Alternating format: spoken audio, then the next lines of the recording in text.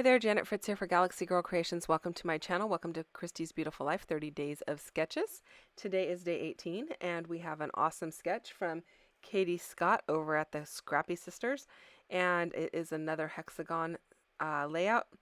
And so I pulled out my hexagon templates, which are basically just hexagons I cut on my silhouette, and I threw them in my bag with these photos because I knew I could use them as templates in varying sizes for the hexagon layouts that I would be working on. Um, I only have 2 hexagon punches and they don't go as large as I wanted for this layout, so that was another reason. Also, you know, your punches are a lot heavier to carry than just a little bit of paper that you can just lay over the photograph and cut. So this worked out well. I have these flower photos from our trip to Hawaii, and this is at Smith's Tropical Garden. No, Smith's Tropical Paradise. Let me call it by the right name. And I have several of these photos that are just the pretty flowers and such. So I don't want to have a lot of layouts that are just of scenery, like flowers and mountains and that kind of stuff. I prefer to have more people in my photos and or stuff about stories about why we're there and that kind of stuff. I don't mind the flowers. That's not the problem. Just that I am I think I have enough layouts for 2 albums already, and I'm not even nearly done with this particular trip. And so I don't really have a lot to say about the flowers except that we saw them and they were beautiful. And so I feel like if I just take a bunch of them and put them on one page, that is sufficient. If there was a particular story about the flower or the garden that we were in, it would be a different story. But because I just wanted a representation of what we got to see. It didn't have to have every flower on the page either. So this was a good layout for that because I had so many hexagons. Now in the sketch, Katie has some of the hexagons overlapping, and I did not do that. I kind of just went with a vertical design, and I really like the way that this turned out, and I really like those bright colors in the greenery. So I chose this green paper that I had a scrap of, and it is from a paper pad, but I don't know what paper pad it is. An old Recollections paper pad that I've had for years. I don't know the name of it, so I apologize for that. The black and white stripe is from Jen Hadfield's Chasing Adventure, and that is actually one of my favorite papers of all time. I bought a lot of it because I love that diagonal black and white stripe. I love that it's bold, and I've used it for quite some time now. So I have used it in other layouts in this album as well, so it's kind of carrying that theme all the way through, and that makes me happy. The photo that I am actually cutting now is actually the sign for Smith's Tropical Paradise, so I don't really need a title on here because it's in the photo. I do have that piece that says your entrance to paradise, but I don't even end up using that. It wasn't really necessary at all. So there's the sign for it. This other flower is just going to go down at the bottom, and that is pretty much the placement of all of my photos and all of my hexagons.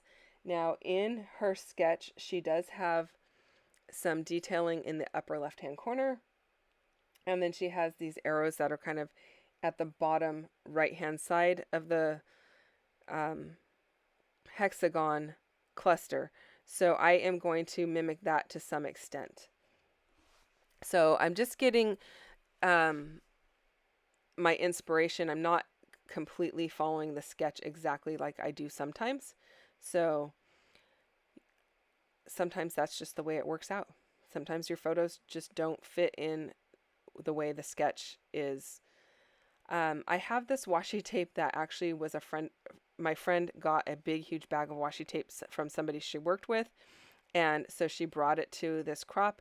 I went through it and found this washi tape that says wander more, live more, love more. And so I tried to cut it so that the washi, you could read where it said wander more. Because really, this trip to the Smith's Tropical Paradise happened by chance, and we wandered over to it while we were waiting for our ferry to Fern Grotto. So we didn't have a lot of time there, but it was really fun the time that we did have there. So I thought that was like the perfect piece of washi tape for this. Then I pulled out my black and white tape. I got this from a retreat that I went to, and it was one of the table gifts, and I believe it is from Joann's. So it came with several different types of patterns that were black and clear. They look black and white because I just put it on white paper. You could put it on a different color paper and it would be black and whatever color you put it on. So if you don't want your washi tape to be as transparent as it is, this is a good way to make it so that your washi is more legible or the pattern's more readable or whatever. Put it over some white cardstock and glue it down or tape it down and then cut it out. So the washi is totally usable now, and you can read everything without seeing anything through it. The wood veneer piece is from Color Cast Designs. It is really super thin and it is adhesive backed. It has a big sun and some palm trees, and it's perfect for Hawaii. I was going to try and put one in the upper left-hand corner as well, but none of my pieces worked very well up there, so I decided to forego that, and I will be adding some little wood veneer hearts to it up in that corner to bring the wood across. But I really like the natural look of that, and I thought that really worked well with this layout. We've got a lot of color and a lot of bold colors going on. So bringing in that natural color just kind of tones it down, and I don't know, it almost gives your eye a place to rest because it's just kind of natural to what you see in nature. I'm just going to go ahead and line these up with my T-square ruler. I'm going to tuck the bottom of that wood piece into that black and white washi. It's not really washi, it's like a plasticky tape, but it works well. And while I go ahead and look for my little wood veneer hearts to put up in the upper left-hand corner, I wanted to remind you that there's a list of links down below for you to go and check out the other people that are playing along with today's sketch.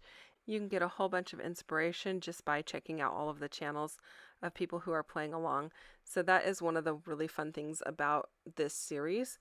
Also, there is a Facebook group, and it'll be linked down below so that you can go and play along as well. You don't even have to be playing along the same day we are playing along, but you can go back and actually use sketches from any one of the series that Christy has done. This is our 9th series. Oh, it's her 9th series. I have not played along all 9 times, but I have played along the last few times. So you can see the sketches for every single one of the series if you want. They're going to be in that Facebook group, and you can get a ton of inspiration. So that's always a lot of fun.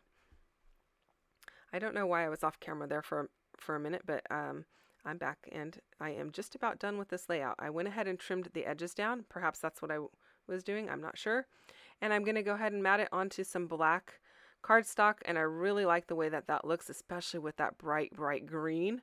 That makes me super excited because I love that black and white with that bright bold color. So there it is. I really like the way that this one turned out, and I hope that you did too. If you have questions or comments, you can leave them down below, and if you did enjoy this video, you can give me a thumbs up, and I would really appreciate that. Don't forget to subscribe if you are not already subscribed, and if you are, thank you for subscribing and watching today. I'll be back tomorrow with another video. Bye-bye.